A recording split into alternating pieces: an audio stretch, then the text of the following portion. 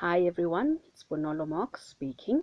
I just want to share with you what the Lord has planted in my heart this afternoon. Paul, writing to the Romans, verse 35, he asks an important question and he says, "Who shall separate us from the love of Christ? Shall tribulation or distress, or persecution or famine, or nakedness or peril or sword?" Just want to bring it closer to us as women and say, shall having a stillborn separate us from the love of God? Having a miscarriage separate us from the love of God? Perhaps a child with a disability, or perhaps financial turmoil.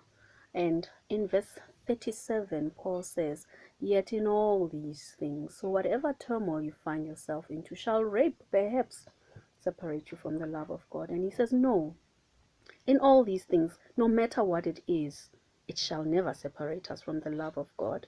And he says, in all these things, we are more than conquerors through him who has loved us.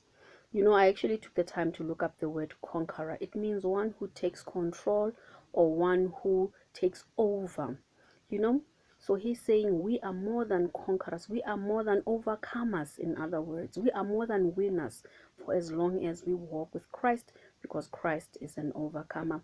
I want to marry it with Ephesians, because Paul doesn't leave us without giving us tools that is needed to fight for this war that we need to prepare for. He actually gives us a list of things that we can do on our side to make sure that we are ready for the war. You know, I'll just read chapter 6. I'll read just from 14 verse. When you have time, read the whole chapter and you will get a better context of it. Verse 14 says, "Stand firm, therefore, having girded your waist with truth, having put on the breastplate of righteousness." Remember, we are preparing for war, and these are the tools that we are using. Verse 15 says, "And having shod your feet with the preparation of the gospel of peace, above all, taking the shield of faith, with which you will be able to quench all the fiery darts of the wicked one." Verse 17, "And take the helmet of salvation and the sword of the Spirit, which is the word of God."